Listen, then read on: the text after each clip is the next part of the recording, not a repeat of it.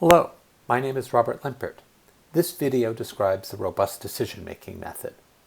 Robust decision-making is used in the ECRA study to address uncertain climate information.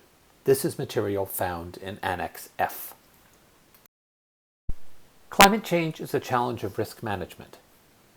In this study, we use robust decision-making to manage risk. Why use this approach? Traditional risk management methods work well when uncertainty is well characterized. These methods take many forms, but they all have a similar pattern called predict then act. They ask, what will future conditions be? Then they use this information to say, what is the best near-term decision? And then we might do some sensitivity analysis to see how sensitive our answer is to our assumptions. These methods generally work very well when the future isn't changing fast, isn't too hard to predict, and doesn't generate much disagreement. But uncertainty about the future isn't always well characterized. Sometimes it is deep. For example, this slide shows global precipitation projections from the IPCC Fifth Assessment Report for 2 emission scenarios. It compares projections from over 30 different climate models. The crosshatch areas indicate regions where the climate models show strong disagreement. Many of these regions are in Africa. This is an example of deep uncertainty, which occurs when parties to a decision do not know or do not agree on the likelihood of alternative futures, or how actions taken to address risk are related to their consequences. Under such conditions of deep uncertainty, traditional predict then act methods can backfire. Uncertainties may be underestimated because if we admit how large they are, it can be hard to find the best decision. The uncertainty can contribute to gridlock, especially if stakeholders disagree over policy choices. And misplaced concreteness can blind decision makers to surprise. This is unfortunate because we often have much information that can help avoid surprise, even if that information isn't very predictive. Put another way, we can optimize based on a best estimate of the future. But what if we're wrong? RDM addresses this challenge by running the analysis backwards. Some people also call this bottom-up analysis.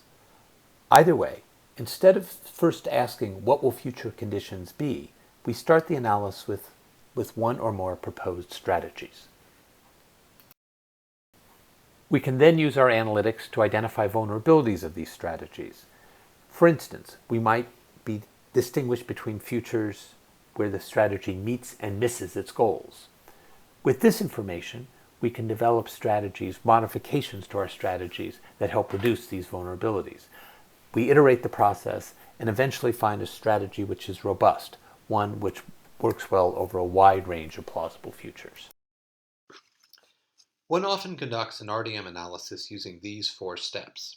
A decision structuring step helps frame the analysis, focusing on decision makers' objectives and the policy options for pursuing these objectives. The simulation model is then run many times, generating a large number of cases. Each case helps to stress test proposed strategies over a wide range of futures. The vulnerability analysis then identifies the key factors that distinguishes futures in which the strategy meets and misses its objectives. The results of the vulnerability analysis suggest trade-offs among the strategies. The vulnerability analysis might also suggest new strategies. This process implements the steps of a backwards analysis. Start with a strategy, find its vulnerabilities, and then identify the best ways to respond to these vulnerabilities. The key deliverables from this process are scenarios that illuminate vulnerabilities of proposed strategies and strategies robust over these scenarios. Now let's walk through each of these steps.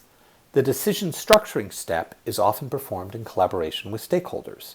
We use what's called an XLRM framework to help organize the factors identified in the stakeholders' discussions. M stands for the performance metrics that reflect decision makers' goals. L stands for the management strategies, levers, that policymakers can use to pursue those goals. X stands for uncertain factors that may affect the ability to reach the goals, and relationships connect the metrics, levers, and uncertainties. The relationships are often instantiated as simulation models. We can now run our simulation model over a wide range of futures defined by the uncertainties. This allows us to stress test our strategies over many futures. The graphic on this slide shows one such set of runs. We've run this simulation model over many hundreds of cases. The red area shows cases where the strategy fails to meet its goals. In the white area, the strategy does meet its goals. But what do we do with all the information in this large number of cases? That's where the vulnerability analysis comes in. We can run statistical algorithms over our database of futures and identify the key uncertainties, a small set of key uncertainties that best distinguish those futures where a strategy meets and misses its goals. These algorithms produce the scenarios that illuminate the vulnerabilities of proposed strategies, an important outcome for decision makers. Once the analysis has identified vulnerabilities, it can then look for strategies which help reduce those vulnerabilities and the trade-offs among them. This chart shows a sample trade-off analysis from the water sector. Traditional risk management can work well when uncertainties are well characterized, but when uncertainties are deep, RDM can prove very useful. Traditional risk management focuses on prediction. RDM focuses on illuminating vulnerabilities. Traditional risk management can encourage bias and gridlock. RDM can be more inclusive and transparent. Traditional risk management can lead to brittle solutions. RDM can produce robust and flexible solutions. RDM has improved decision-making in a wide range of areas: water management, flood risk management, and energy resource management. Overall, RDM uses sophisticated analytic tools within a specific process of stakeholder engagement. The key idea is even more broadly applicable. Use analysis to identify vulnerabilities of specific strategies and compare robust responses.